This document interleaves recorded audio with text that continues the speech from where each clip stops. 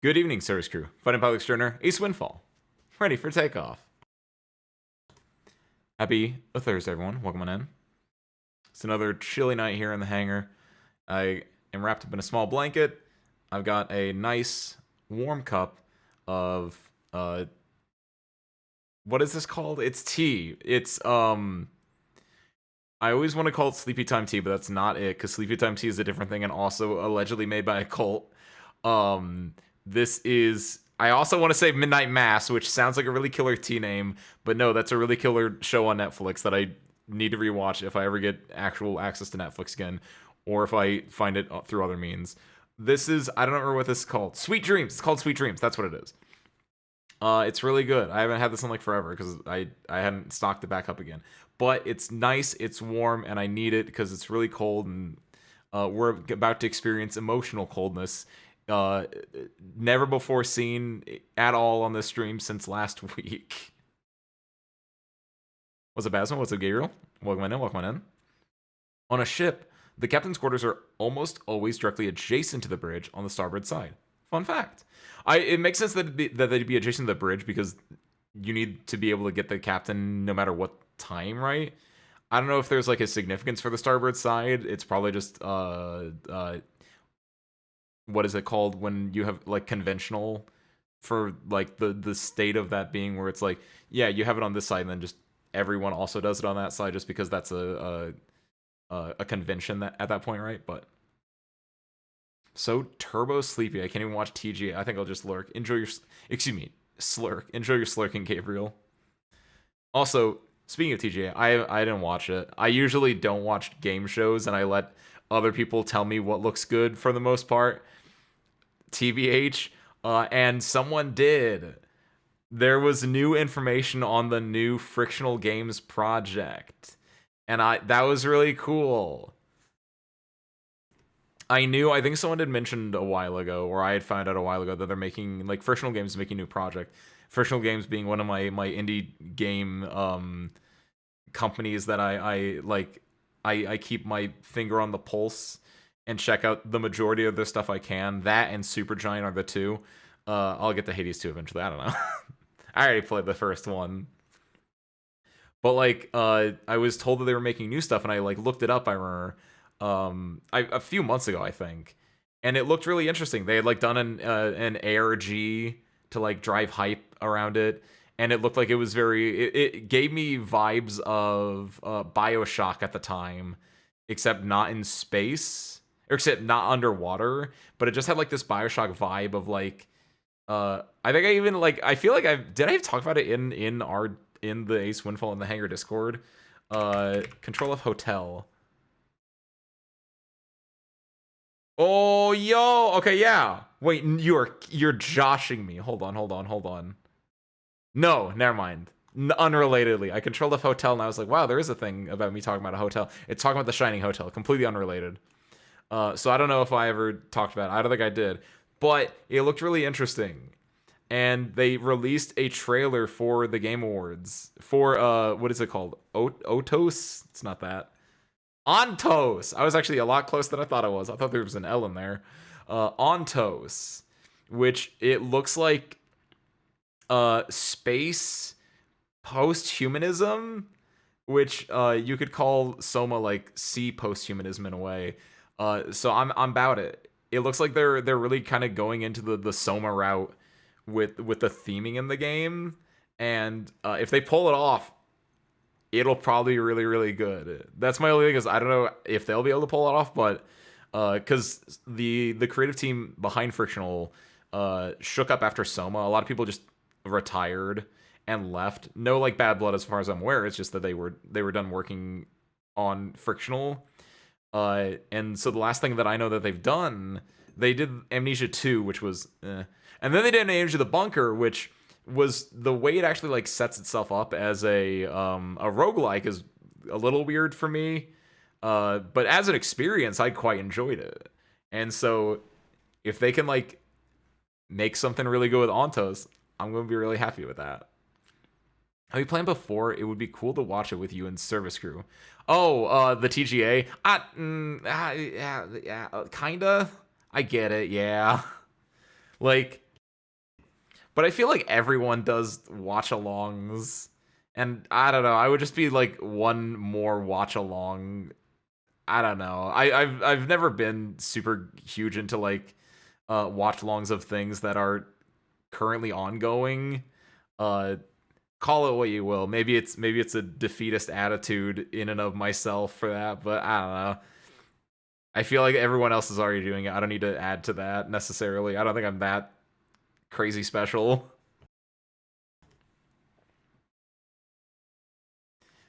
Aw, thank you, Gabriel. That is nice of you to say, though. Now, without further ado, let's get in the mood for some Z.A.T.O. And I debated whether or not we should do the trailer first or the recap first. I think we should do the trailer first because I booted up the game and I watched the trailer again. And I was like, okay, that was really good. So we'll do the trailer and then we'll talk about the trailer and our recap of what happened last time. And go.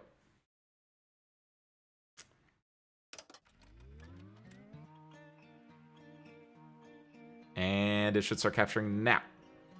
There we go. The smell of oil prevails throughout. Like, by the way, I saw this trailer earlier when I was checking things out, and I think maybe that was the only line that we saw. A lot of these lines we have not encountered yet. Of course I can't break through. I'm no more than a shadow. And then we've seen that red effect before.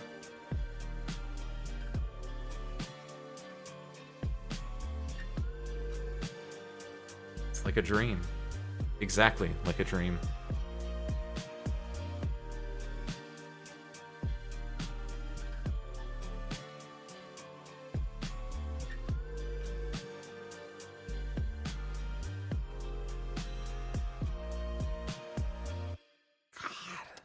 That's so good.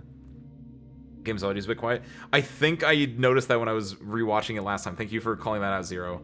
I can bump this up by, let's say, up to there. That looks like that should be about good. Let me know if this background music is good, because this is about the volume of the other background music once we actually get into the game.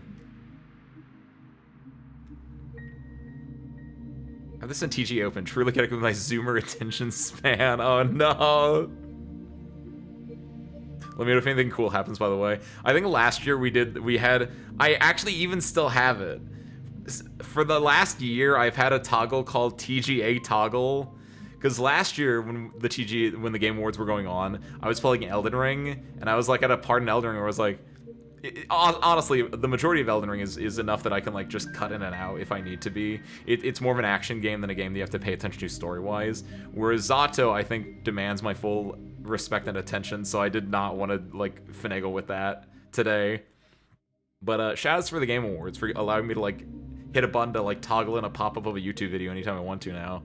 That's a very lasting effect that's a very lasting effect that has had on this channel.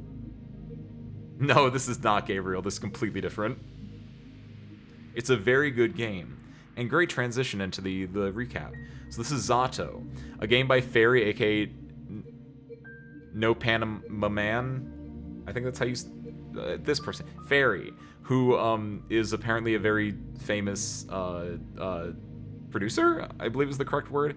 I don't know. I need to go check out their stuff after this, because I really enjoy... Presumably they made most, if not all, the music in here as well. And I really like that trailer song that kind of gets you that wistful... It's got this like wistful longing vibe into it, which the entire game really has. This game, of course, you play as Anya, this girl right here, aka Shubina, is what the bully kind of calls her, which I assume that's a corruption of her first and or last name. I don't know how Russian names work. And she's kind of your main character. She's your narrator as well. Everything you're seeing is through her eyes and through her like brain. And she's got this very like optimistic personality. She is the one who loves the world and everything in it per the title. And you see that in the opening cutscene where it's just full narration of her kind of like explaining how she feels that she's lucky to be alive and lucky to be on the earth, and it's just amazing how things have worked out the way they have, with just the way that stars and the Earth itself form and function, and that's wonderful. And then hard cut to back in the classroom, cut away from her daydreaming, that someone that you learn more about as the first chapter progresses, Ira, has gone missing. And all the other kids in class, including most importantly your bully, whose name I'm forgetting for good reason, he's a jerk, they're kind of making fun of like her going missing. Like, of course she's going missing. Oh, she's probably going to like have relations with this older man that she probably knows on the edge of town that she always goes to. And you, who like Ira because Ira has stood up for you against the bully on multiple occasions, you were one of the last people, you assume, that has seen Ira, and so you want to go talk to the principal, talk to the teachers about the information you have. And in doing so, right before you actually tell the teachers, you run into another character, Marina? Or Marina? You run into M right before you go and tell the teachers, and she whisks you off into the events of Chapter 2. And the entire rest of Chapter 1 is basically cutting back to every interaction that Ira and Anya have had. Asya, thank you, by the way, Zero. Every interaction that Ira and Asya have ever had, from their kind of like introduction, for lack of better words, into this like budding relationship where Asya is I don't even want to say she seeks out getting bullied, but she doesn't mind getting bullied because she has this idea in her head, which is understandably true, that Ira can come and save her.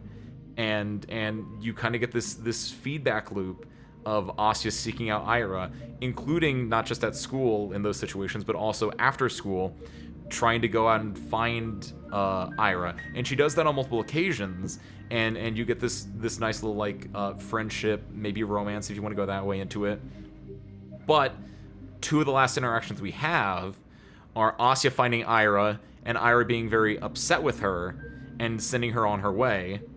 And then the very last one we have, after Asya hadn't seen Ira for a little bit, she sees Ira at a park, bawling her eyes out, just completely defeated in a way. And then they part ways again.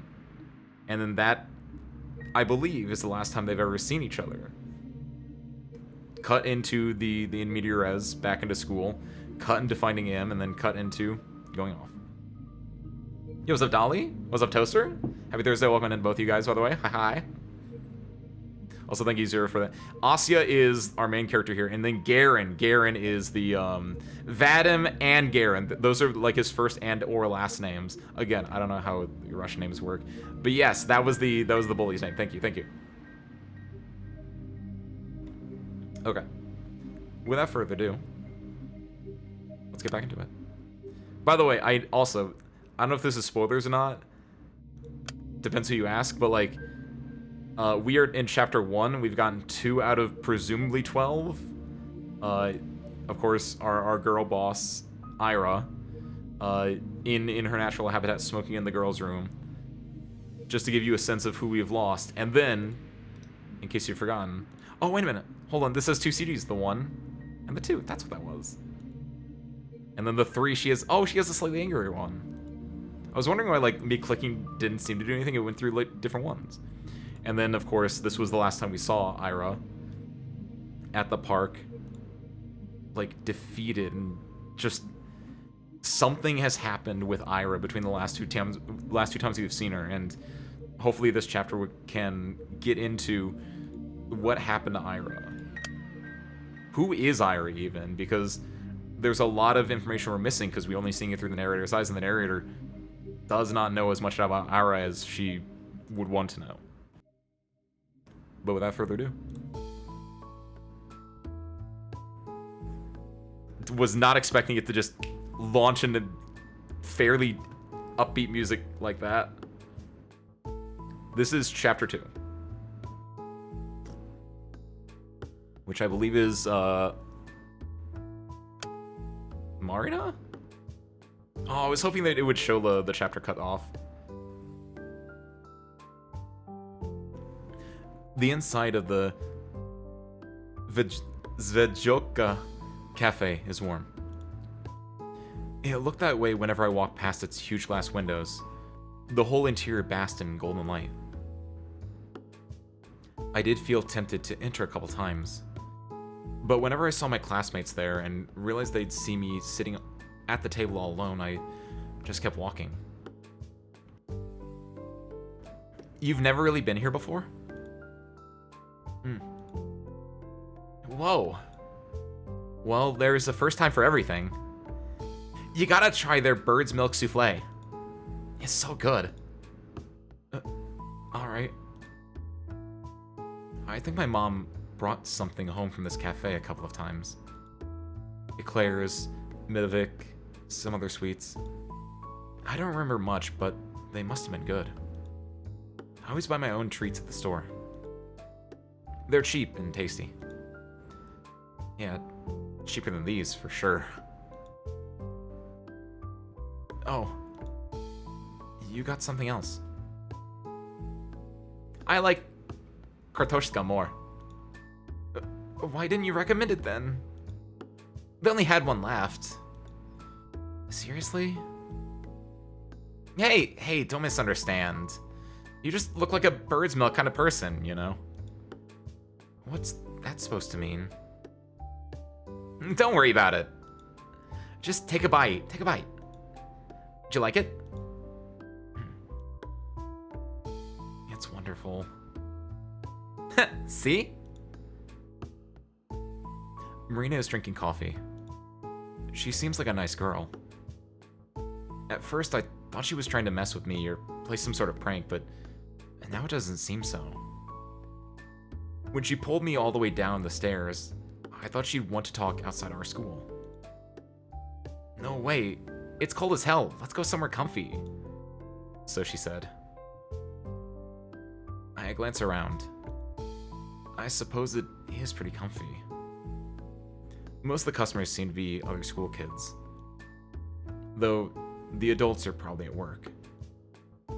We sat at a table in the very corner, nestled just behind the window panes and a good distance away from everyone else.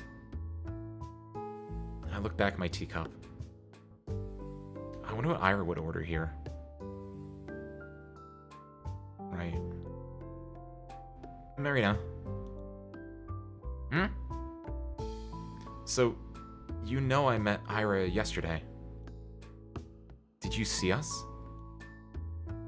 She chews and shakes her head. Nope. Then... She told me about it. Uh-huh. So yesterday. As far as I know, I'm the last person to have seen her. You met Ira. When exactly? I'm not sure. Around 8 in the evening, I think. Yeah, that lines up. She rang my intercom at that. She came to your house? Yeah. She asked me to come out and... Her voice sounded distressed. I invited her to come inside, but she refused. No. Please, just come down. I need to talk. So I ran down. And... Oh, another seizure really quickly. Wow. What's up, Keeks? Happy Thursday, welcome in. And you can see that Marina is clearly distressed here, so they also have a connection. Important thing to remember is that Asya, Ira, and Vadim, aka Garen, are all in the class together, and that Marina is an upperclassman. She looks so shaken. I've never seen her like that before. Not in a long time, at least. Yeah, she looked rough when I saw her, too. Right? I tried to calm her down, but she kept sobbing. I can't. You were right. I shouldn't have. I think... I don't know. I don't think I can help it anymore. I don't want to go. It's okay. It's okay. You won't go. Ira, you won't go. No, I know. There's no more time left. That's it. I'm out, Marina. Don't say that. We can fix this. You can still... No. I can't. Nobody can. I can't even write anymore. I can't write anything. Ira.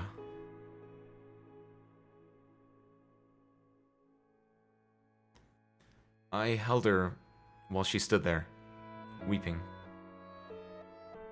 I kept saying the same stuff, and she kept saying the same stuff. I didn't know what to do. Then she said, she saw me. Just now. Before I came here. Uh-huh.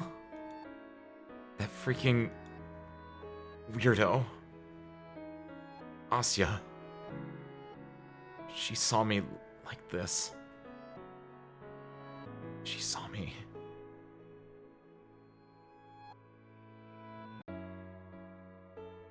Weirdo.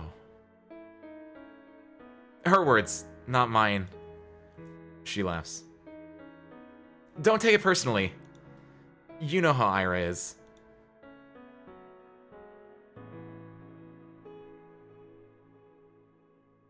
She seemed to cool down a little after that. Hey, you sure you don't want to come up? You can stay over at our place if you don't feel right. It's fine. I'm okay. I'll be going, then. Wait. Come on, just like that? Yeah. Bye. You're kidding me! And then she left. You didn't try to stop her? Eh? I mean, I can't, like, restrain her. And, hey, I could ask you the same thing. You didn't hold her down with her hands behind her back, did you? No, I didn't. I did just watch her walk away, didn't I? But judging by Marina's story, it looks like these two really were friends. What did she say again? She hadn't seen Ira like that in a while. So, she's been in a similar state before. And now she's all messed up. All because she'll be forced to leave? So, why can't we tell anyone about this? Well, how much do you know about Ira's family? Admittedly, not much. I know they've had some issues because of, Ira's behavior. They say she'll be expelled and sent away after this quarter. That's about it. Well, you're not far off. Her parents have been catching lots of flack. Yeah. But I still don't really understand it. What do you mean? I mean, even if they're getting criticized, sending Ira away, it just feels like they're giving up on her. Well, what do you suggest they do? Uh-huh. We only have one school. If Ira gets expelled, she has to study somewhere. That is true. But it feels wrong. There must be other options. I guess some people learn at home. But I'm pretty sure you gotta be disabled to get approved for that. And who's gonna teach her? Her dad works at the institute. Her mom's a nurse. No one has time for that.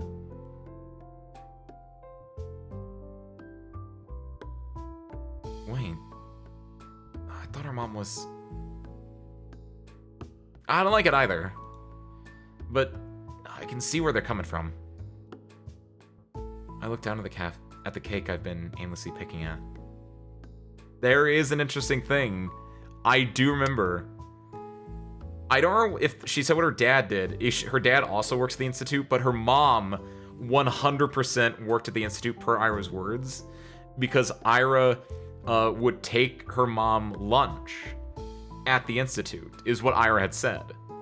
And that was where you got a really good scene where Asya was saying like, oh man, Ira's such a good kid, making lunches, giving them to her mom at work.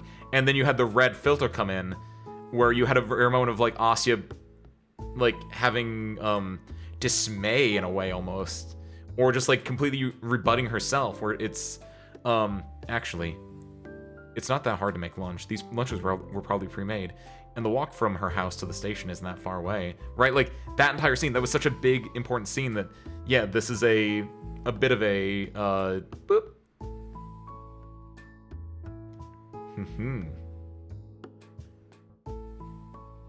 She's right. I was so quick to cast a moral judgment.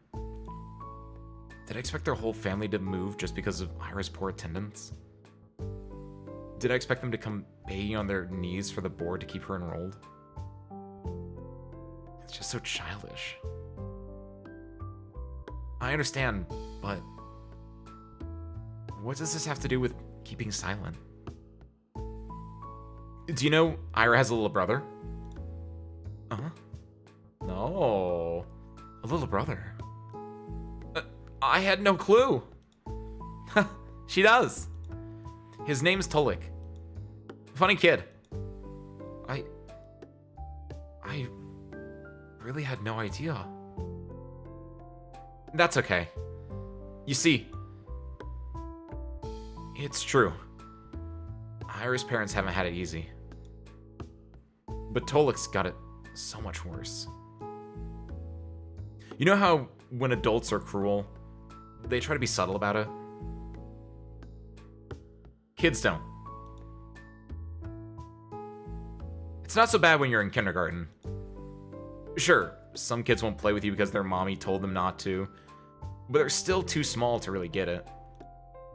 It sucks, but it's not the end of the world.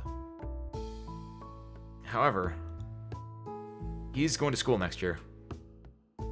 So, right after his sister got expelled.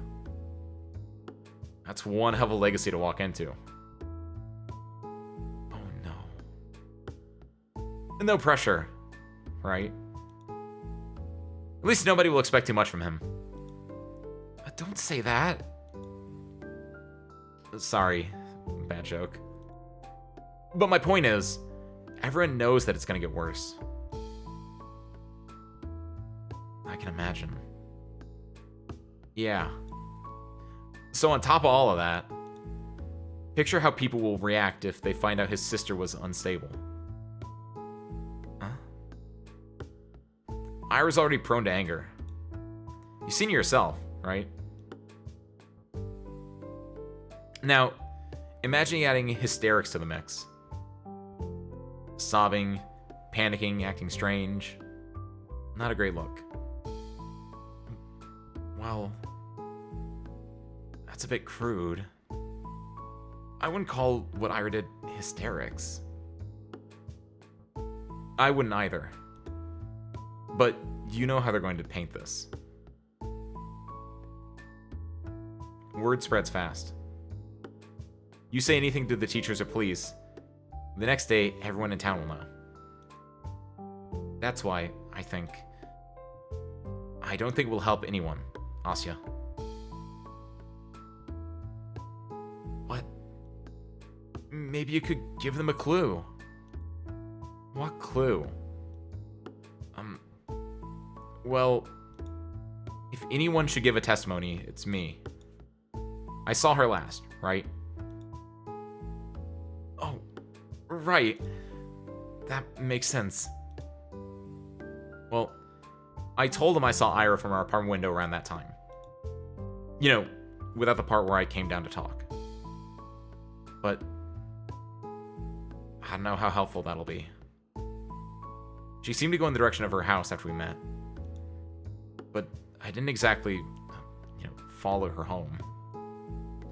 So, not much of a pointer. At least they know she didn't leave the city. Border Control could tell them that much. Right. It sure is a pickle. I've had my doubts about reporting from the start. And now Marina has solidified them one by one. Tolik. This really could harm Ira's little brother. But if that's the case, are we really supposed to sit back and do nothing? I don't like the idea of that. There's one more thing I wanted to clear up. One burning question Marina must know the answer to. Oh, by the way. You seem to be a good friend of Ira's. Maybe you know something about this. Good friend is generous. I mean, I guess I am. Just don't tell Ira that. She'll break out in hives. Oh no. Really? Yeah. She said my jokes get on her nerves. Can you believe that? Yeah, I believe that. What? Mean? Sorry. I'm used to the abuse. Wait. That gives me an idea. Let's climb a roof and yell some crap like, Irochka Marinochka, best friends forever. That girl will come back just to choke us. Wow. But that's so smart. Ain't it? But the roofs are slippery this time of year. Aw, boo. We'll tie a rope around you then. But why me? You seem lighter. That's it? Don't worry. I'll hold you real steady. I have a strong center of gravity.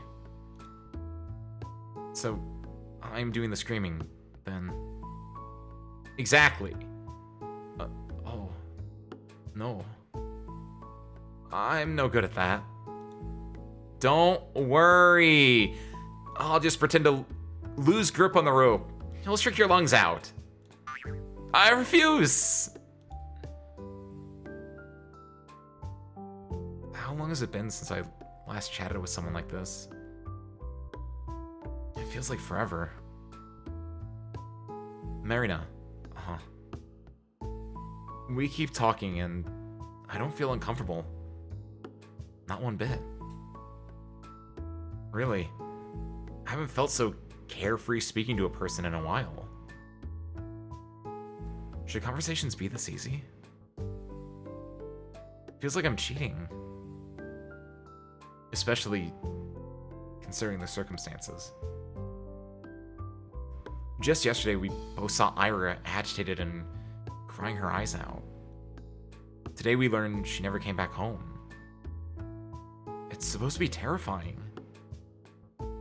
But for some reason, it's as if both of us are certain we'll see her again.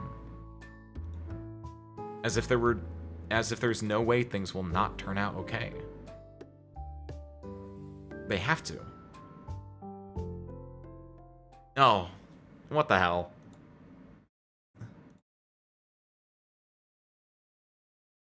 Huh? Crap. Why now? So, they finally let you in, huh, Shabina? This place has really gone downhill.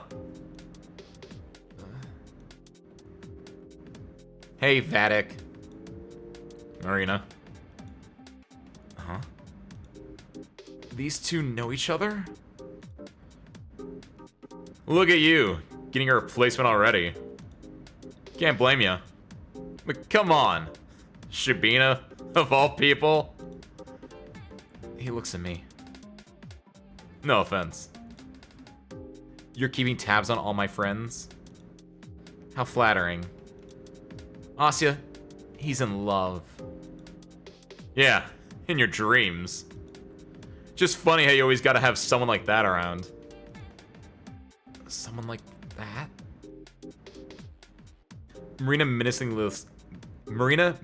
lifts up her coffee cup. You want this on your pants?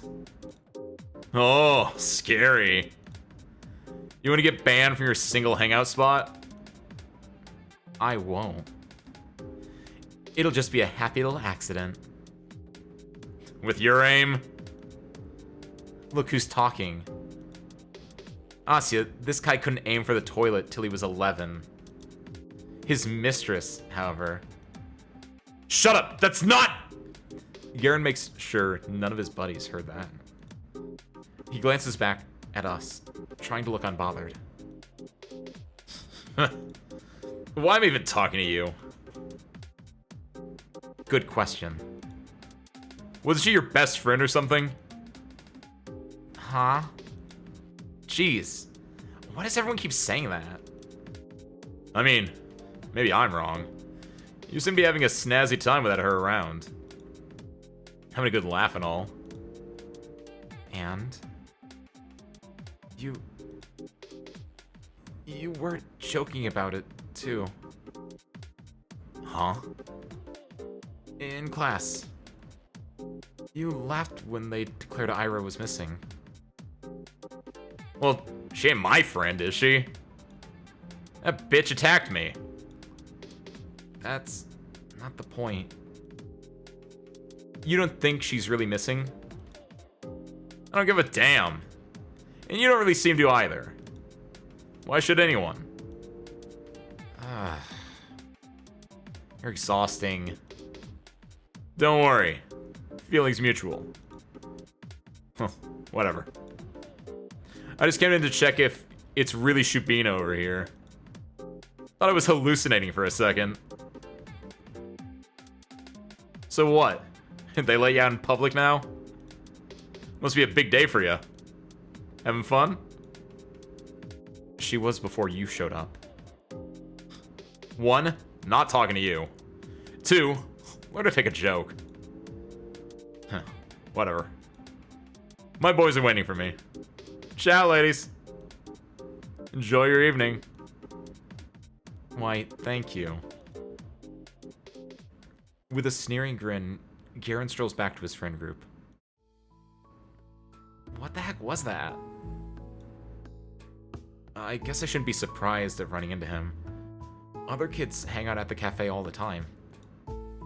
Even so, it's like a bucket of cold water just got splashed over my head.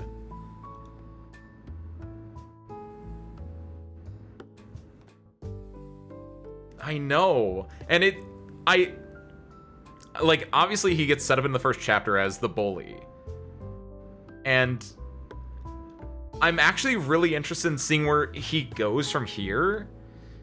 This is kind of like my meta thought thinking about this, but everything I've seen about this game, there are only the 4 characters. There's only Ira, Marina, Asya, and Vadim, right? Like, even in that opening cutscene, those were the only 4 characters you really see. So I don't think we're gonna see Ira's little brother. I don't think we're gonna see her parents in any, like, grand point. Oh, is it Vadim? What did I say? No, it's Vadim. But, like, those are the only 4 characters you really see. You might, like, we saw, air quotes, saw, like, the teacher or like, Asya's parents, right? But these are your 4 main characters, and it's interesting that Vadim is getting, like, I don't know, the fact that he's one of the main 4 makes me think there's gonna be more to him, maybe? Now, whether or not that's just he will continue to be an antagonist throughout the entire thing, if like he has the potential to go through an arc through this where he's a bully, and then maybe he becomes a good person at the end, or starts to become, or tries to become, or learns like hey, I kind of messed up. Like it's not gonna be immediate, but like maybe he can start to like have the beginning of an arc. That would be really interesting. But then I'm wondering, like, how could that happen? I don't know. I like Vadim showing up here to like almost like reiterate to us, the viewer, the player, that like, oh, Vadim is still a thing. Don't worry about him. Is interesting to me. So, very much set up as your antagonist, as your bully character, though. Jeez, can you believe this? Yeah. I didn't expect that. Yes, also Zero. It's set up that like they know each other as well, which is like obviously he's I think part of it is that they did talk earlier about like Vadim had like the hots for an older girl, I believe, and it might actually have been her. And that's kind of set up in a way that where maybe that's like the connection. Or maybe like they were childhood friends and they've grown apart and gone different ways. There's a lot of things you can go into here, but there is a connection there, and obviously he has a connection to Ira. So, no, seriously, how can a man be so catty? Never thought about it. It's just pathetic. She glares at the table of schoolboys from across the room. Do you two know each other? Yeah. We played together as kids. Got it. Oh. It's a boring story. We got along when we were little. Then I grew into a normal person and, well, he grew into a jerk. So we stopped talking. The end. I suppose that happens a lot. Yeah. Well, I'm not exactly sad about it. It's like, bye-bye. Don't let the door hit you on the way out. Speaking of which, wanna head out? No fun sitting here with those losers stinking off the place. Yes. Let's go.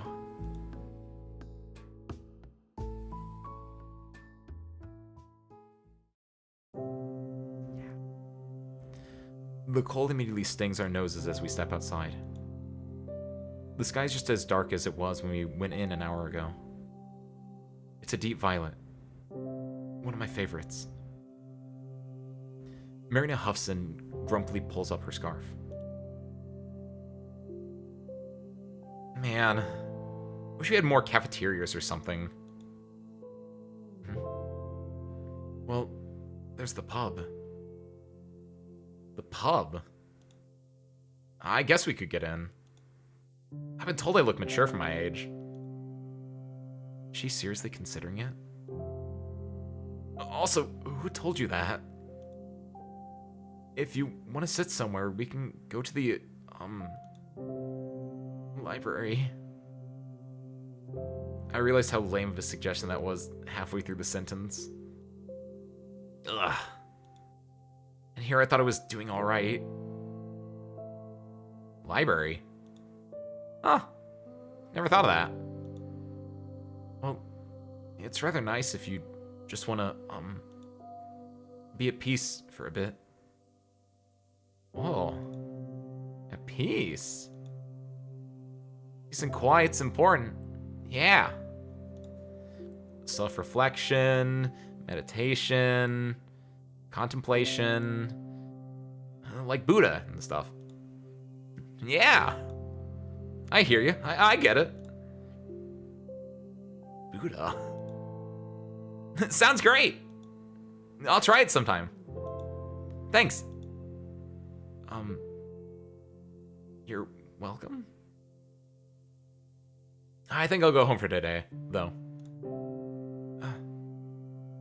Yeah, that's alright. I was thinking the same. Cool then. It was nice talking to you, Asya. Sorry about the whole Vatic thing. Wait. Oh. No, don't worry. It's not your fault. He just came up to us, so... Wait, Kiwi, explain. Is that like a nickname? I'm so confused, actually. Is my reality breaking down? Nah, I kind of made it all worse. That guy just drives me off the wall. Yeah, that's fair. I guess Ira and I have that in common. Did she really throw a friggin' chair at him? Yeah. She did. Hey. I'm sure she's fine. You are? Yeah. This probably sounds silly, but it's like, I believe in her. No way would she just go and disappear like that. I think I get what you mean. Ira's really tough. Exactly. She's not gonna go down that easy, yeah? Yeah. Yeah! Well, I'll be going then. See you around, Asuka. Bye-bye. See ya. Yeah, it must be another thing with the Russian nicknames then. Because she just did it with Asya right there. Marinette energetically waves her mitten at me and runs off down the road. I wave back before going my own way. I shoot a parting glance at the cafe. There's the table occupied by Garen's friends.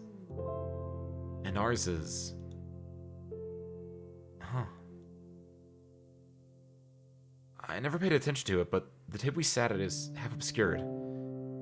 If you look at it from the outside. At this angle, only Marina's back would be visible to passersby. If she usually sits there, then... Ira might have sat at this cafe as well. It would make sense with Garen's comment, too. Replacement. She must have only gone there when Marina dragged her in. And they sat in the same spot that made Ira invisible to anyone on the outside. I wonder if that was intentional.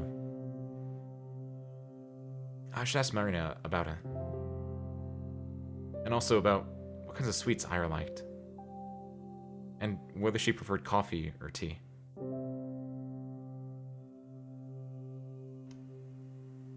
Oh, I get a Kiwi.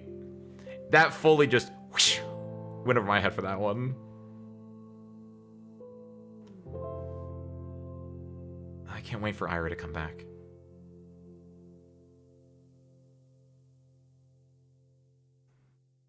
Are we gonna get a home scene again? Are we going back to school? Are we going back to Marina? Or are we gonna... Ah! I forgot! I totally forgot! Garen came up to us and it just slipped my mind. I want to ask Marina about the man Ira was seeing. Hey, plot. It doesn't feel like something she would do, but after everything I've learned, I'm not sure if I knew Ira at all.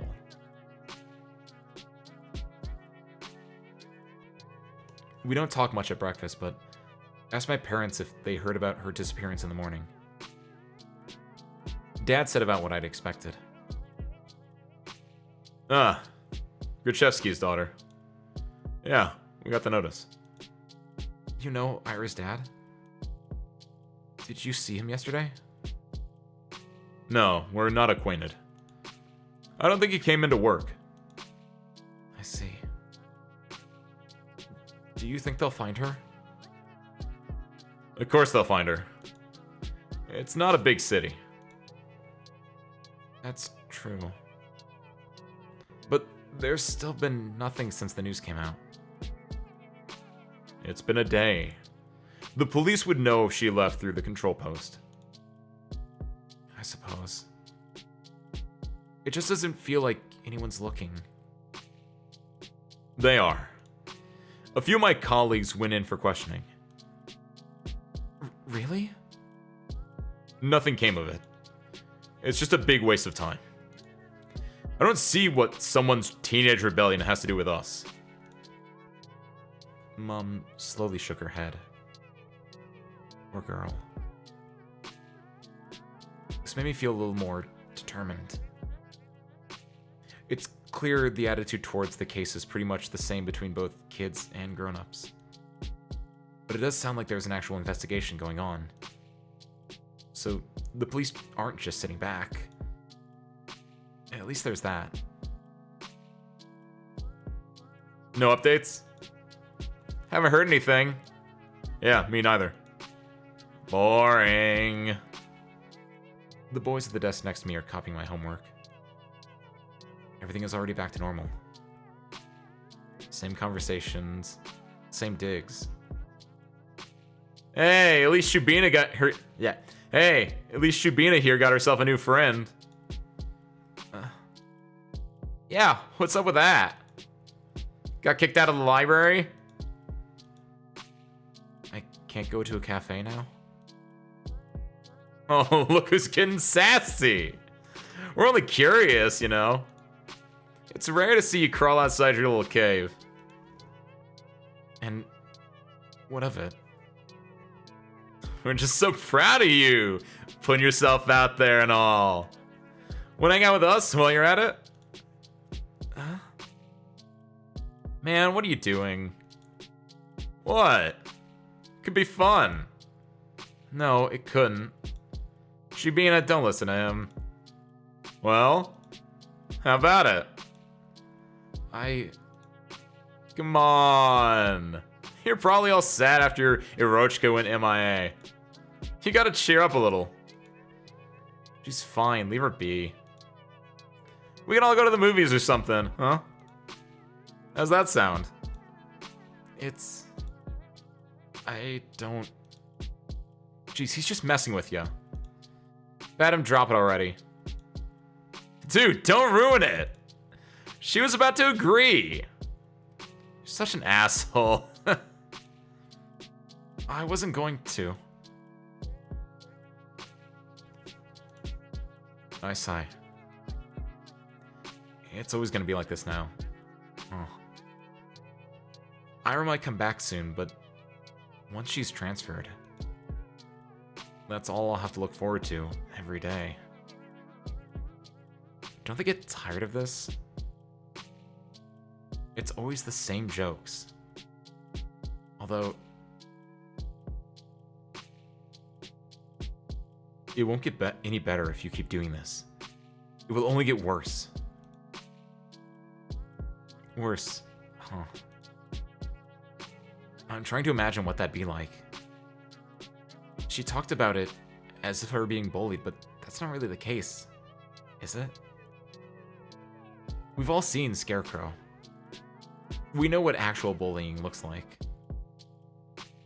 Nobody's hurting me or destroying my clothes. The worst I have to deal with is some tasteless jabs. If anything, how to grow a thicker skin. I imagine she meant the boys would get more cruel, but would they really? Don't guys riff on each other all the time? They always call each other names and laugh about it, right? Just the way their friendships work. So, it's not fair to assume they're trying to make me feel bad. And if they aren't really trying to be mean, what reason would they have to be more cruel? All things considered, they've been treating me rather politely. I mean, I've never been called a dumbass or an asshole, so I know it was a joke, but speaking hypothetically, would it really be so bad if I went somewhere with them? They may be a bit rude, but I'm also, well, am kind of a wuss. So, no. What are you thinking? Huh? Did you forget? What? Did you forget the last time they caught you all alone?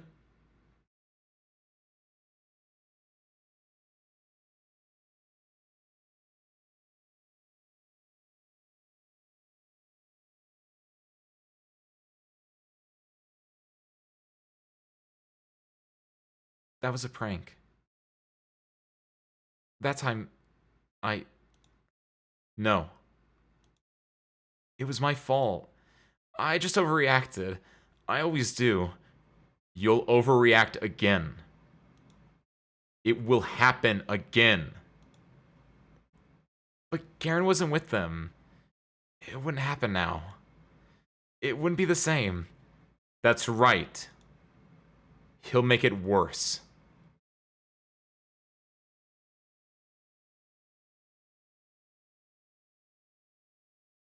Sorry. You're right. I understand.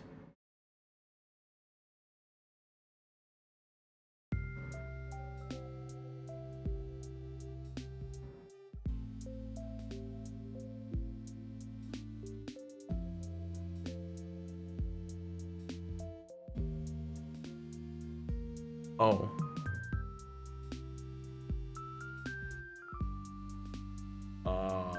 Oh. I did like, if we skip past that, heartrending part, you do see little bits of Asya kind of starting to pick up, or not pick up, to, stand up for herself just a little bit. Like, I don't know, the way that she's like, I can't go to a cafe now, and what of it? The way that she's talking here, it feels like she's kind of taking some of the things that Iris said to heart. It feels like she's pushing back a little bit here, which is kind of nice to see.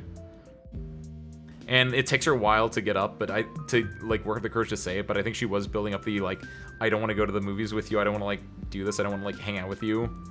So she's still working on it to get there, but yeah, Asya definitely has, and this was a real, like, this is, you've seen it in chapter 1 as well, but Asya basically has two sides to her, at least, where she has the, like,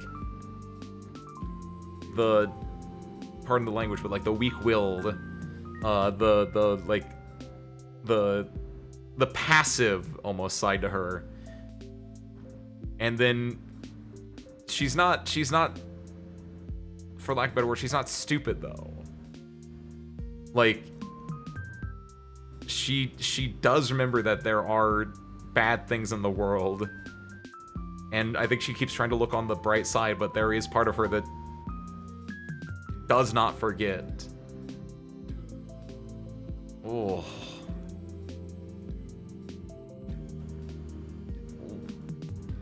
Asya! Marina! Hi. Marina runs to me across the hallway. I feel a little better right away. Hey! Got home safe yesterday? Isn't it obvious? Yeah, thanks. You? Almost died. What? Okay, so there's this hopscotch on the way to my house. She slipped. Can you believe that? They didn't even sand it. That's a hazard. A deadly hazard. Unforgivable. That's what I'm saying.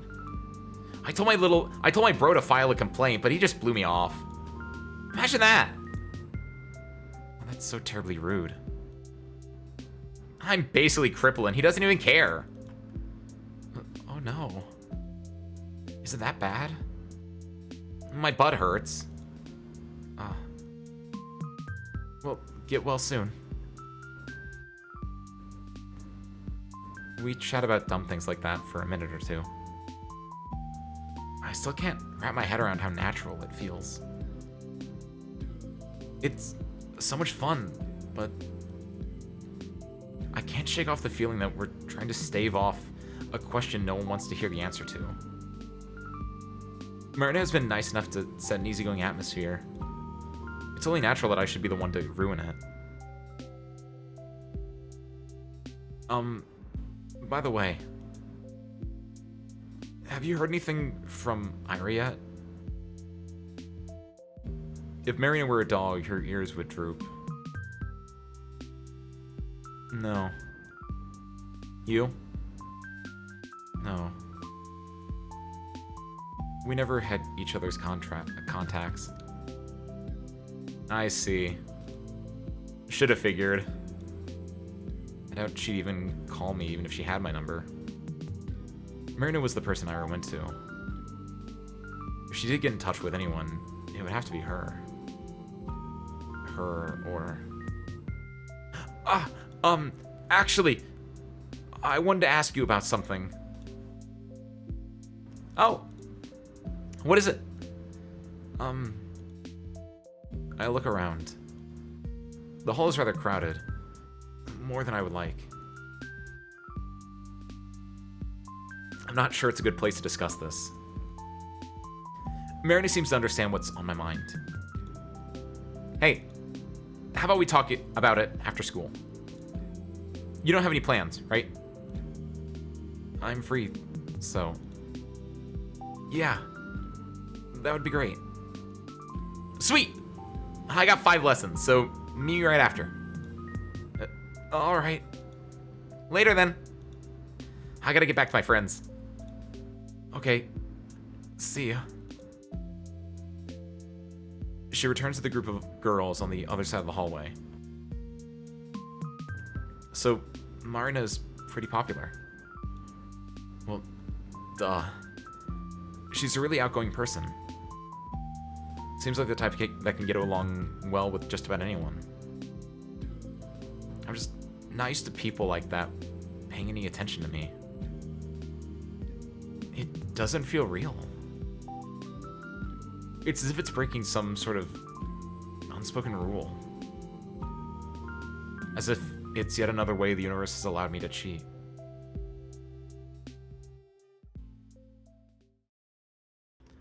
The school day passes slowly. The boys don't talk to me after our short morning exchange. That's good. Also, real quick, to break the tension of this game, if someone could be a deer, can anyone look up the KFC dating sim and see if you can find the classroom sprite from that game? Because I'm pretty sure they use the same sprite. Like, it's probably a free asset, and this game just ran through a filter, which I don't mind the free asset, but it's just one of those things you kind of like notice and you're like, this looks familiar to me. The room felt like it was buzzing with gossip only yesterday, but everyone seems to have already lost interest. What more is there to say? I did not play the KFC dating sim, but I've watched people play it on at least 2 occasions for some reason. And it's just look up the classroom sprite, because I think it's the same as this sprite here. Again, I think it's just a free asset, and like they ran through a filter here, which completely fine, right? Like that's what free assets exist for. But it's like the same as like the Wilhelm scream or like the door closing sound effect, where it's just like I want to see if I was right about this. I figure that's how it works when someone you don't exactly care for leaves the picture. If Ira had never stood up for me, I'd probably feel the same. The Russian lesson drags on and on. They called me to the blackboard last time, so I should be safe today. My thoughts drift to a different place, and my eyes start to wander. Ah, the windows. Thin frost engravings have begun appearing on the glass. Later than I expected. Maybe the humidity levels haven't been right. They always draw it swirly in cartoons, I wonder why. The frost I tend to see is nothing like that. Looks a lot more like an imprint of a prickly pine or a clear surface shattered into fractals. A maze of edges expanding and folding over one another. It forces you to focus and unfocus. It pulls you in like a kaleidoscope. Into it and through it. Into the same repeating pattern of white barbs, an ornament of needles upon needles, upon needles, upon needles, upon needles, upon needles. And glass that's shattered without being broken. An edge without a piercing point. I think I've seen something like that before. Alright. It's just like that time. The pattern manifests itself in jagged lines. It draws closer and closer. It invites me in. I almost understood something back then. I almost realized something very good and important. I wasn't in the right state at the time, but maybe now. Maybe that's why I'm seeing it. Maybe it's time. If I just look closer, strain my vision.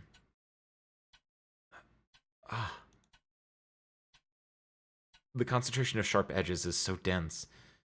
My head and skin and eyes begin to sting. Is there a form? A shape? A sign? A number? No. It's not enough. If only I... No, it's too much. Too bright, too beautiful. It's overwhelming my eyes. It's so overwhelming my eyes blur. It's so beautiful, I might cry. It's too much, it's too much, it's too much. It's too much, it's too much, it's too much. Oh, it's too much, it's too much, it's too much. A bird flies past the window. Huh? I look around. Oh, it is different. Thank you. Thank you for finding this. Just for posterity's sake. Do it. Yeah, no, they are extremely different actually. It's just the classic protag seat of the last like seat in the classroom. For some reason I thought this was gonna be my smoking gun, was this cabinet here. Dang it. Yeah, no, a bird flew past the window. I look around. Everyone is quietly writing in their notebooks. Did anyone hear that? Did anyone see? My eyes snap back to the frost-covered window.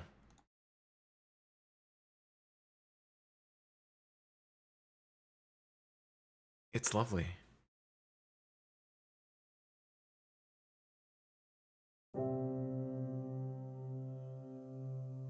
The snow is falling lightly on the yard. The long gray clouds glide placidly across the tundra. I stand by the main entrance and wait for Marina to show up. She should be free at the same time as I. So, why isn't she here yet?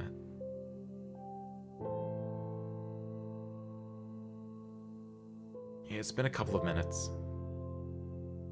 A thought occurs. Or rather, an unpleasant memory. The letter prank from many weeks ago. Could she have... No, that can't be it. Marina isn't like that. I walked down the steps. She might have thought we were meeting in a different spot. It's not like either of us specified we'd be meeting at the school gate. It must be a misunderstanding. Maybe she had PE and used the back exit. I'll scout the perimeter just in case. The snow around the yard is deep and somewhat bothersome to trudge through. Because of that, when you see someone go behind the school, you know they're either doing sports or trying to smoke without being noticed. I don't believe Marina smokes, though. Oh. I hear soft voices coming from behind the gym. Aha. Marina's class must be getting out of PE. I knew it. Maybe I can catch her there. Don't mess with me! Stop playing fucking dumb! Quiet, damn it! I told you, I don't know. I'm sorry. What? You! You know what's going on, don't you? Think I forgot? He's been saying random shit. Staring at nothing. Mom's getting real worried and... You know this, right? Right? The boy's voice is so shaky. It takes me a moment to recognize him as Garen. Wait. Garen? This anxious? You had this! Marina! Vatic, I'm begging you. Please. Please. I don't know what to do. I'm sorry. I don't know. I wish I did, but you got better. Listen. Don't give me that. I have a pair of eyes, alright? I know you're not the same or whatever, I get it. But you're functional. So, I need to ask you. Please. Crud. I wanted to back off all sneaky like. Man, did that backfire. Why did I have to slip? Asya! You!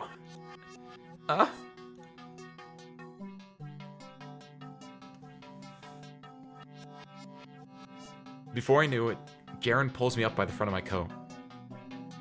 You little bitch! Think you can eavesdrop on people now, huh? I didn't. Hey! Let her go! She was listening on us! No, I said let her go!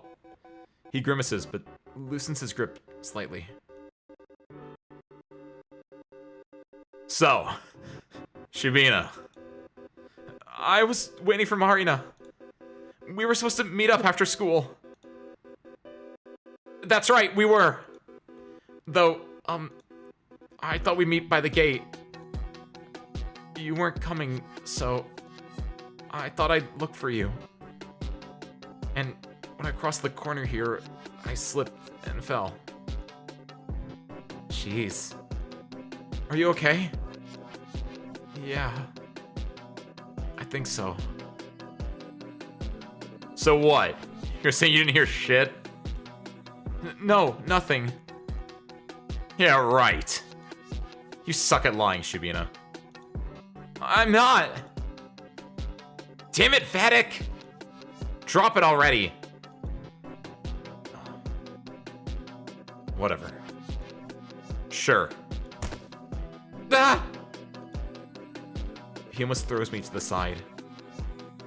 Marina runs up and saves me from yet another humiliating fall.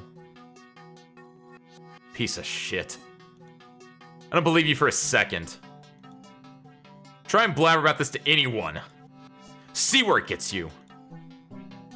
Watch your tone. She's got nothing to do with this. You're defending her? Why? You know she just heard all that stuff about you. You want help or not? Garen clenches his fist. Marina doesn't look at him, instead of helping me get the snow out of my clothes. So, you have a way. We can talk later. Oh, wait. No. Why not now? I mean, she totally heard everything we said, right? Might as well. Actually, why don't you do a little recap? How about it? Come on, go ahead. Ha! Think you're being clever? This will come to bite you in the ass, Marina. Yeah, I think I've had enough of you today. Asya, let's go. She grabs me with the arm and pulls me in the direction of the schoolyard. Does she just like dragging people around? Hey! Marina! You know where to find me! Marina doesn't turn around to see Garen's barely hidden pained expression. He glares at me. For some reason, it doesn't scare me at all.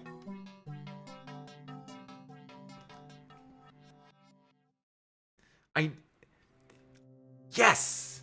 Okay, so the arc is different than I thought it was going to be, but obviously, yeah, Vadim has to be a key character, a key player in here some way other than just being a bully. And there you go. Presumably Marina had some kind of disease or something was wrong with her that got better. And it looks like Vadim, presumably his like younger or older brother, possibly a dad, because he said him. But presumably there is something wrong with someone he knows that he wants like help with. And Marina, being an old friend of his and also someone that has gone through and gotten help for this, is his only like answer at the moment. Yeah, plot hook is in there. Ho ho ho. Before long, we're out on the street. Marina runs her hand across her face with a frustrated moan. What a mess. Sorry you got dragged into that, Asuka. No, I'm alright. I should be the one apologizing. Man, I knew I should have brushed him off. That jerk came up to me and said he needed to ask me something real quick. Really? Mm-hmm. I thought, well, if it's only for a minute. Worst mistake of my life. I'm sorry. Maybe if I came faster. Cut it out. That's what I get for entertaining him. So, how much did you actually hear? It's like I told you. I didn't catch anything, I just slipped. Really? You can be honest. I won't bite. No, I'm serious.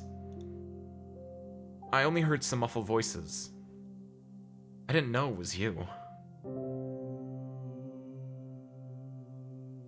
Okay.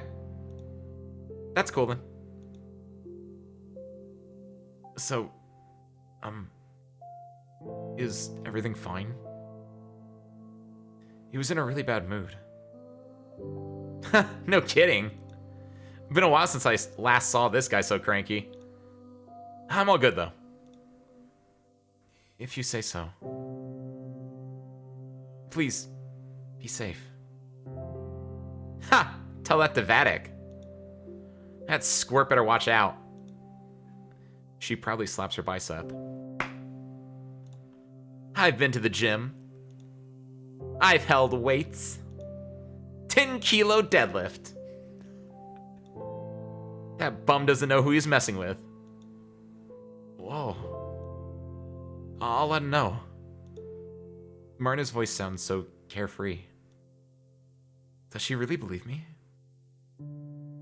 If Garen's right about one thing, it's that I'm no good at lying. But, you know what? That doesn't matter. Marina would be happiest if I forgot all about it, so that's what I'll do. And then my lie will circle back to being true. Bet you didn't think of that, huh? Nande.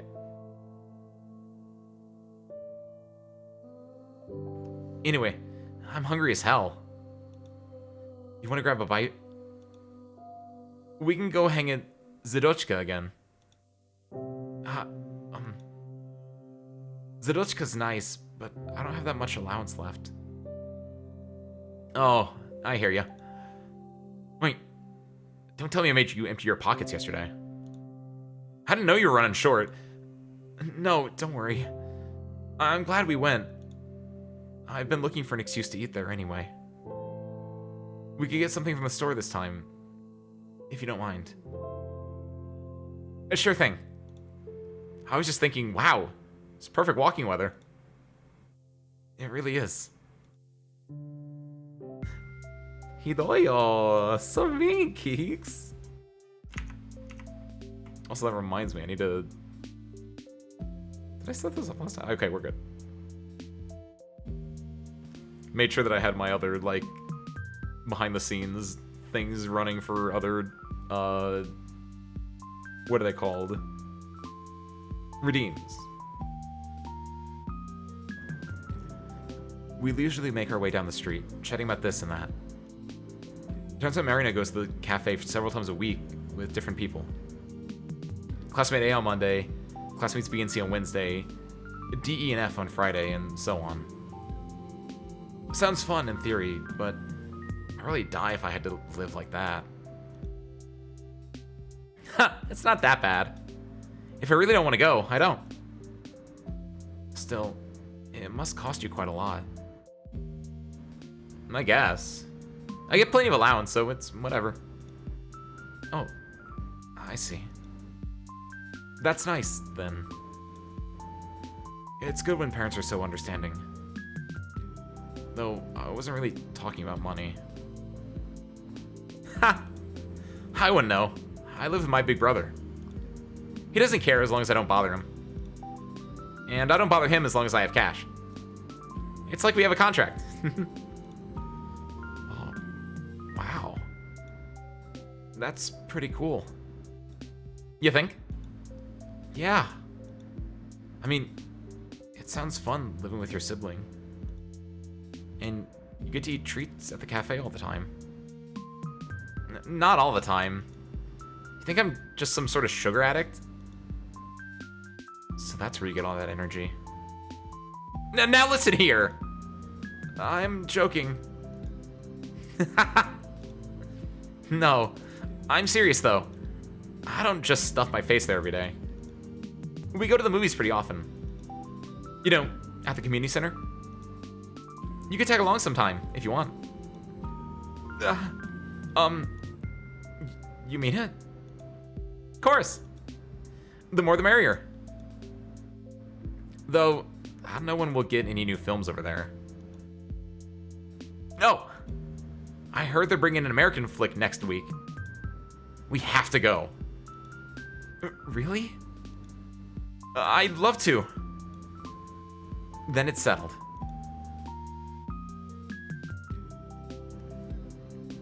The whole time Marina and I are browsing through the aisles of the department store, I can't get this invitation out of my head. We'll go to the movies. We'll go to the movies. To a Hollywood film, no less. I'm so happy it's Saturday. A new week can't come soon enough. Isn't that funny? I got the same kind of invite just earlier this morning. But everything about that, even if those boys were only joking, everything about that made me feel disgusting. Funny that. Funny that. Man, can't wait to get out of here. The store? The city, dummy. Oh. Really? What? You don't? Well, I like it here. I think it's very pretty. Ha! You can't argue with that. I just wish there was more to do, I guess. I know they're planning to expand the place. They'll take the barracks down in spring to build new blocks. And then there's talks about a new sports complex. But that stuff will take freaking years. I'm bored now. Oh, I had no idea about the barracks. Really? You really live under a rock, don't you? It sure seems like it. Well, now you know. Point is, there's jack all to do here. Can't wait until I'm done with school. Just a year and a half left. Do you know where you'll study already? No clue. I'll see where life takes me. I'm a person of countless talents. Who knows which one will be my calling? Oh, really? That's pretty amazing. I don't have that many skills, I think. Well, it's all about the mindset. I'll make bank anywhere if I just put my mind to it. As long as it's not math, or bio, or English, or chemistry, or physics, or Russian, or history, or literature. Wait a second. So, how about you? Got any plans yet? Well, I'm only good at writing essays. So, probably something in the arts? Oh. I thought you were like a top student or something. No, not at all. I do my homework, but when the teacher asks me something in front of the class, it's like my head goes empty. I don't do very well on tests, either. Huh. That's surprising. You look pretty brainy. Thanks? No problem. Marina is a fledgling business major. No offense to business majors. Both of us end up getting fruit juice and sausage rolls. For a while, we walked down the main street and I listened to Marina tell me funny stories. I don't contribute much, but at least she seems to enjoy making me laugh. I probably come across as boring. Perhaps I'm way too easily impressed by mundane things. I look into her smile. It's lovely, and I'm not sure I see anything behind it. But Marina is a very nice person. With nice people like that, it's hard to tell. Maybe she thinks I'm lame, but doesn't realize it. Maybe she's stifling that feeling down out of the goodness of her heart. Maybe one day it'll become too heavy, too unbearable, and that's when she'll explode at me for all the times I've acted strange or looked too ugly next to her. The day's getting closer with each passing minute. It's rapidly approaching and she's none the wiser. But that's fine. I know it's coming, so I'll prepare. Until that day, I'll enjoy my time with Marina to the fullest. This small repose didn't come out of nowhere. I understand. Ira, who was supposed to be here until the tail end of December, went away. The same Ira that came as an answer to all my prayers. Bringing her to me probably cost the world a lot of effort. And when all that effort was cut short, well, Garen called me a replacement at the cafe. Maybe that's true from his perspective. Maybe even from Marina's. But from where I'm standing, Marina's the substitute for everything that Ira stood for. My hope, my shield, my happiness. It makes sense she appeared as soon as Ira vanished. In fact, it all lines up so perfectly, I'm surprised I didn't notice it right away. Of course. That's what it is. But then I'm not certain why it isn't working like it should. It's not Marina's fault. It's not the fault of the universe, either. That leaves only one other suspect. Me. Something in my brain just refuses to connect. It feels amazing to have someone like Marina go out of her way to talk to me, even if it's only because Ira is missing. Nevertheless, I can't appreciate it fully. I can't get lost in it the way I'm clearly meant to. As if it's not enough. As if I still keep thinking about Ira all the time. It's only been 2 days since I last met her. 2 days are no reason to panic. Of course, I saw her crying, but it's probably okay, right? Her taking some time for herself is nothing new.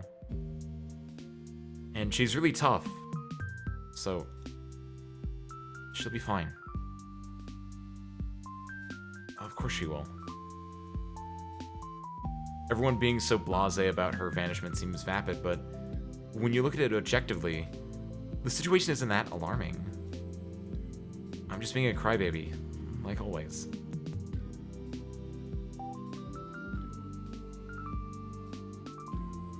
Ah.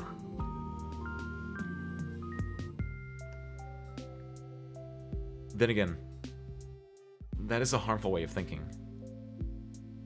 If I believe the universe has let something bad happen to someone like Ira, then I'd be doubting the world's sense of justice.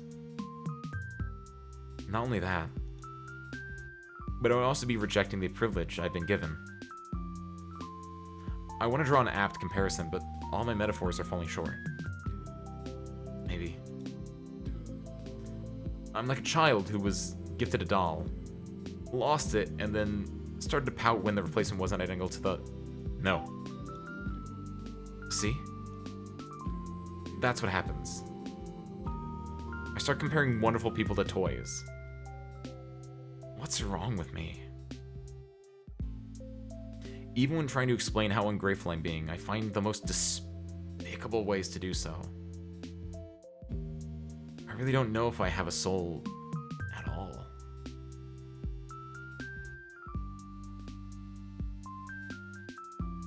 You okay?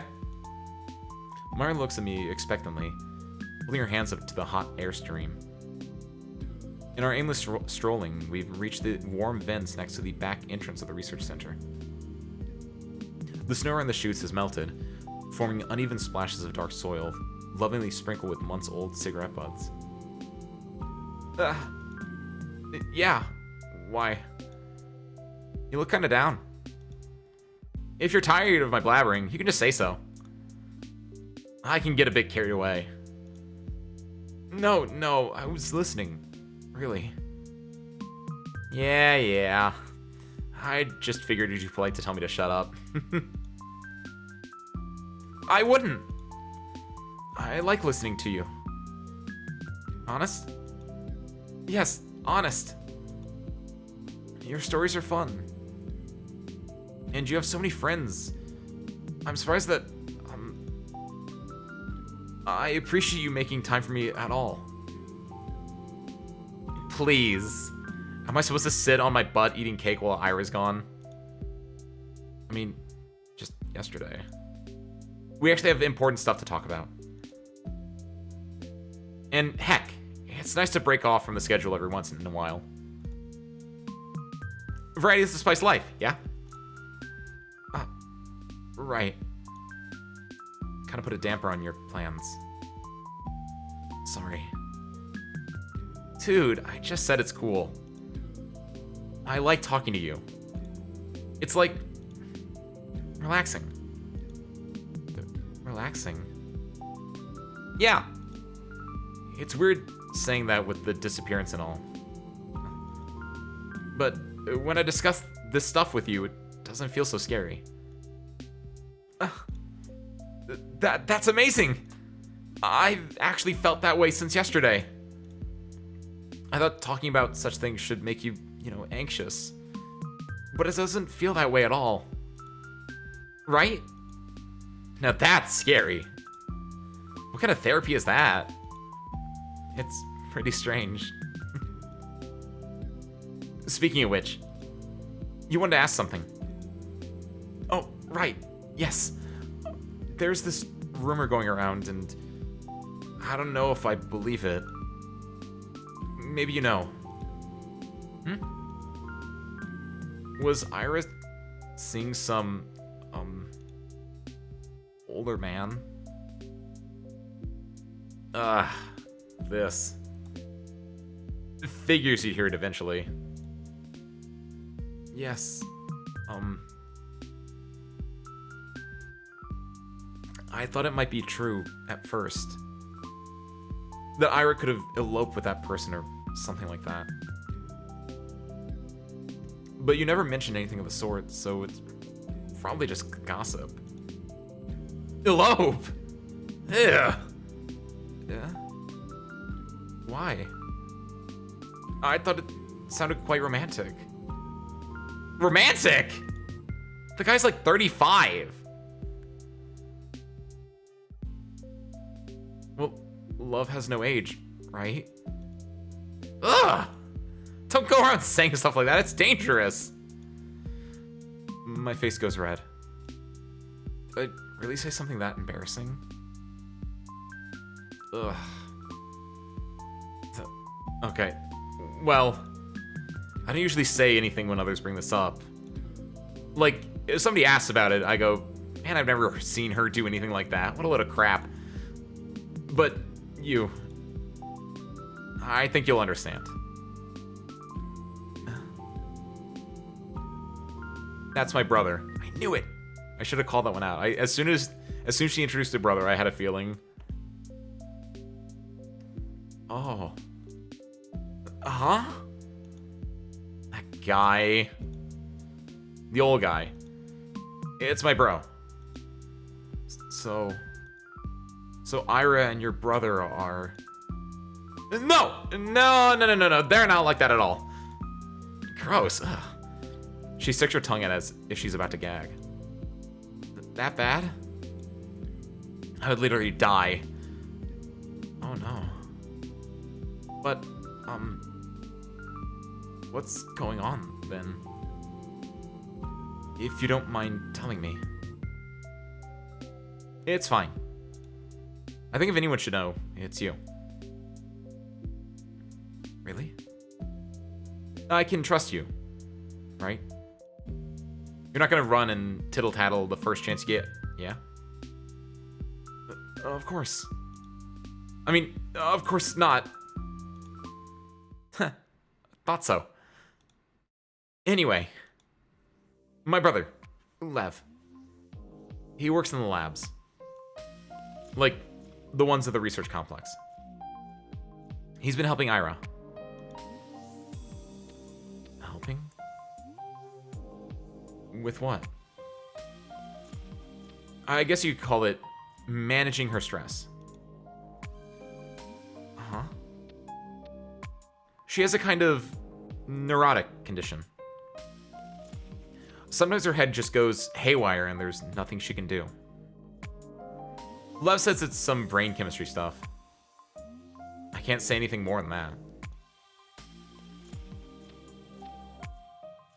So, when she got angry at our classmates... No, that's Ira at her soundest, if you can believe it. Oh. You know when you see it. Sometimes she just can't focus on anything. Any sound, any person. Sometimes her mind gets tangled and she starts to panic. Things like that. I see. You think she was, tangled up the day we saw her? Yes. Absolutely. Hasn't been that bad in a long while. Not even a year ago when she just started treatment. All along. This whole time, I had zero clue. The more I learn, the stupider I feel. Picturing her going through all that makes my heart ache. Poor Ira. We're lucky, really. I mean, I don't know where she'd be if Lev refused to help. There's only so much I could do. But he got Ira the meds. Meds? Some pills to keep her head in check. They're not the type you can get from a pharmacy. You mean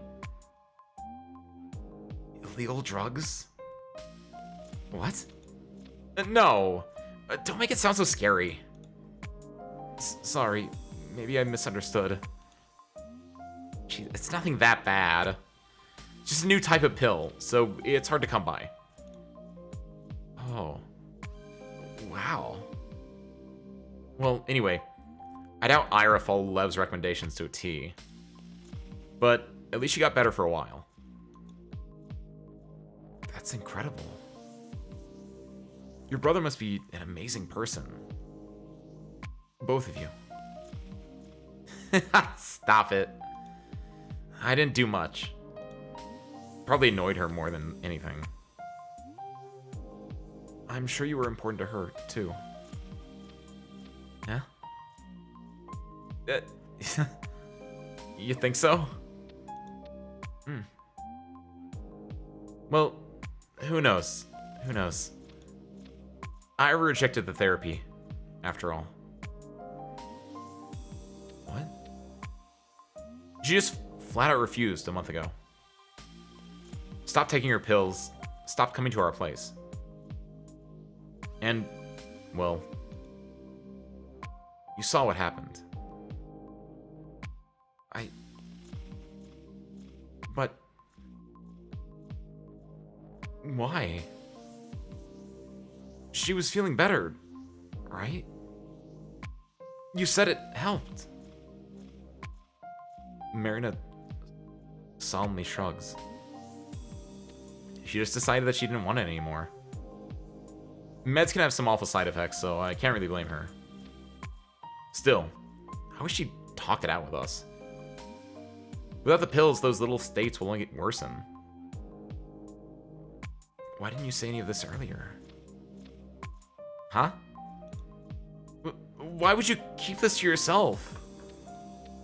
Why wouldn't you tell anyone that she might be in danger? What if she gets injured when she's in that state? You seriously asking me that? I told you why we can't go around telling people she had issues like that. Think about her kid brother for a second. Think about Ira for a second. You really think their family reputation is worth more than her safety? That's not right at all. Jesus, Asya, I'm not saying that. Look. Let's say I told the police about Ira's problem. Let's say I told them Lev was helping her. What then? What would that change? Would it point them towards a location? A culprit? Maybe give them a motive, yeah. I guess there's that. But so what? What do you mean, so what? They'll know she didn't run away just because she was rebelling or throwing a fit or anything silly like that. Then everyone will understand it's serious. Everyone will work hard to find her. Maybe the whole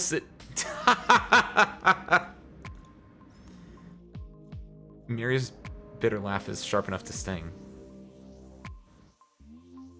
They'll take it seriously. Band together.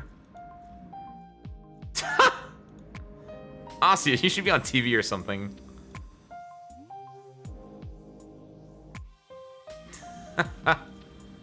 Listen. Asya. Asyenka. That's not how it works at all.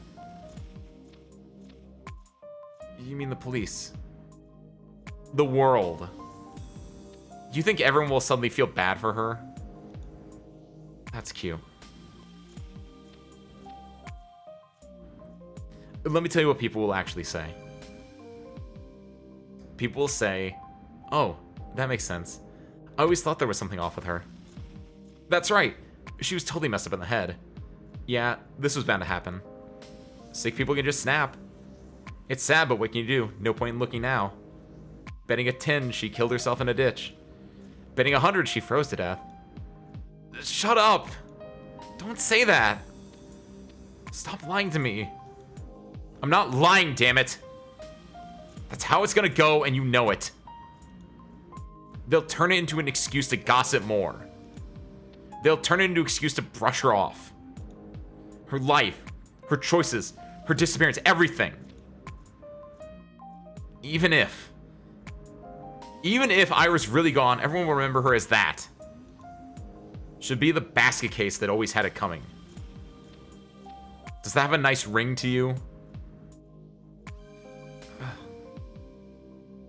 That's just not right. That can't be right. It's a hard pill to swallow. Marina. Be mad at me all you want. I'm also. You have no idea how mad I am. But if I betrayed Ira's trust like that, I'd never live it down. I'd hate myself for the rest of my life. So, why are you telling me this? Because she told me you looked up to her. So, I believed you'd understand. Maybe I was wrong. You think Ira would want to tell everyone about this? Think she'd come back and thank us? Send a blessing from beyond the grave? Don't talk about her like that. Uh-huh. Come on now. Asuka. You gotta face reality. You know how everyone will react when... No. That's not what it's not what I mean. I want the tears and snot that have apparently been pouring down my face. Don't talk about her like she's dead.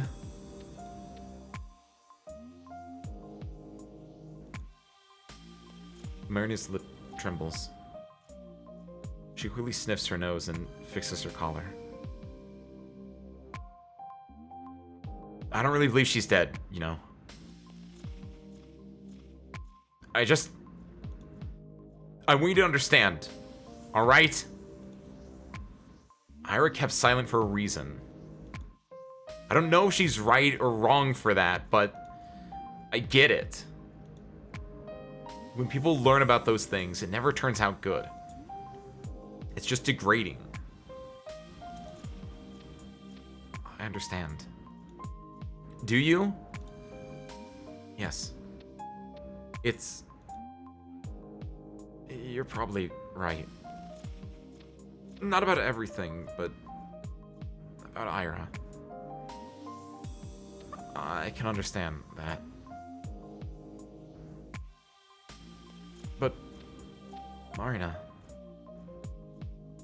you're also afraid, aren't you? Huh? If everyone learns about your family helping Ira with her condition, they'll suspect Lev. Right? Ah! Well... You said he got her this rare medication. Did Ira's parents know about that? No, but I don't think you're allowed to do that. Are you?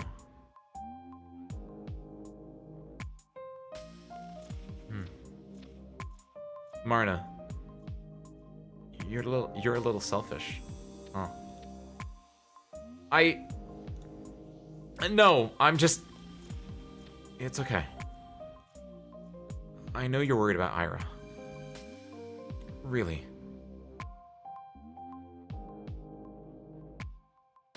You helped her because you care about her. Right? Your brother, too. Of course we did. Yeah. So, please, don't pretend. Don't pretend you're keeping quiet only for her sake. Or for the sake of Tolik. I mean, I'm not pretending. I know. I know. I just wanted to say, I don't think it's bad that you're also worried for yourself. That's all.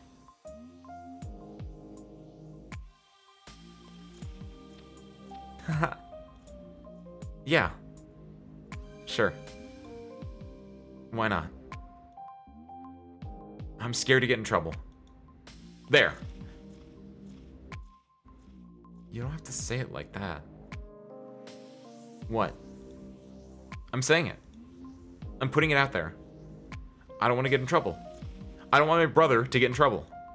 I don't want him to lose his job. Is that what you want to hear, Asya? Marina. Please. I don't want to fight with you. You're the one who started screaming at me. I don't want to fight either, you know. I'm sorry. I shouldn't have yelled. Please, forgive me.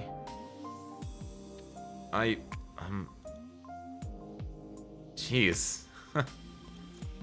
Why so serious all of a sudden? It's not a big deal. Maybe. I thought it was important. Sorry. Yeah, don't apologize! I feel like a total bully now. Oh. Sorry. I'll stop. No, cut it out! Don't look at me like that! Don't look at me with those puppy dog eyes! Alright, I'll look away. You... Ah!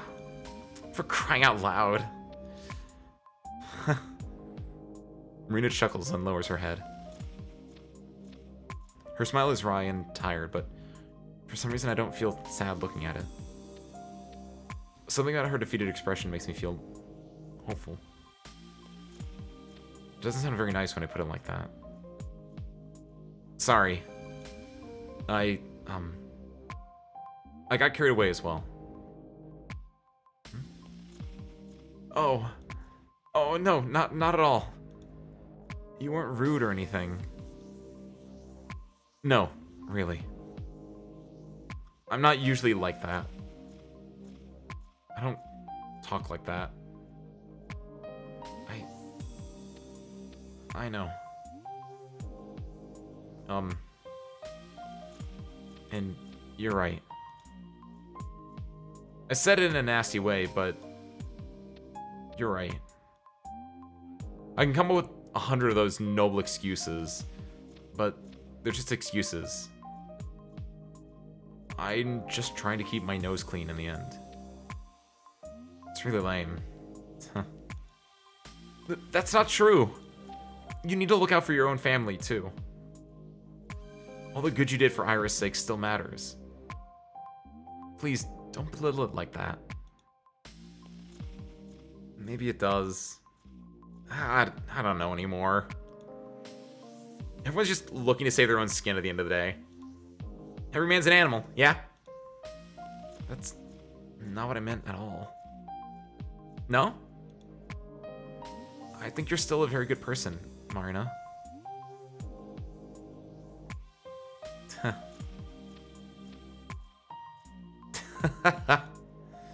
You're a funny girl, Asya. What? Really?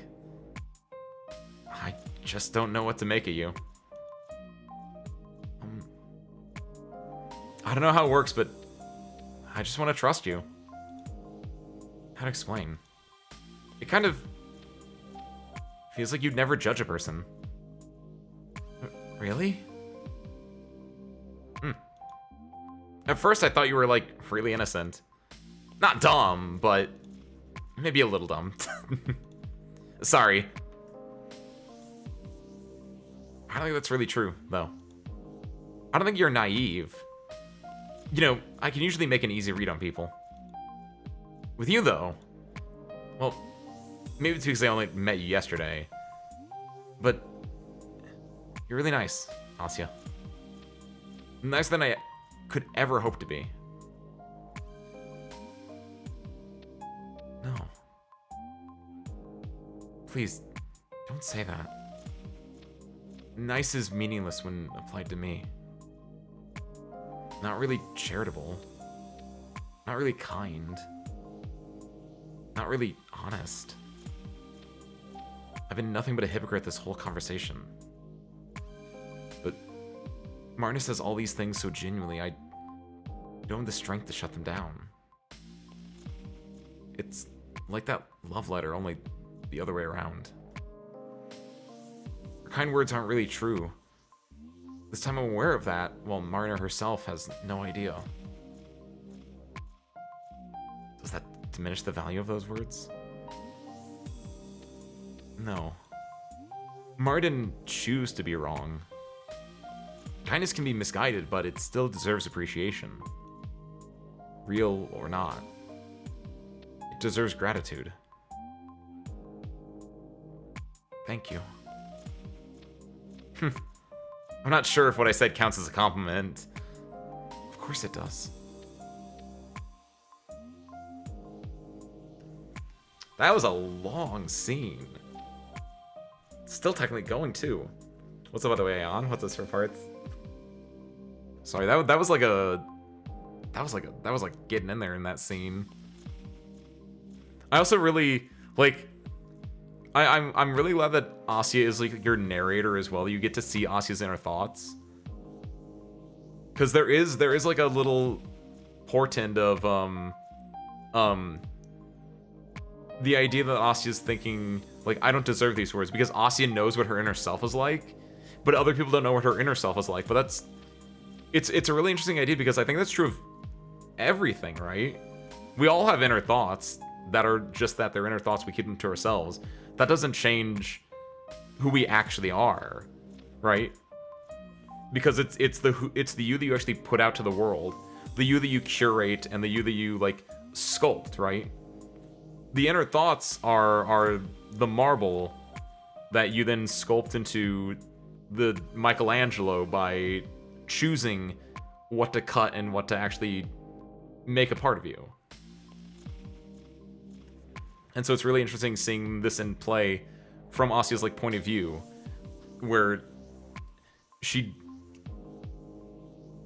believes that she is this terrible person just because she has these bad thoughts.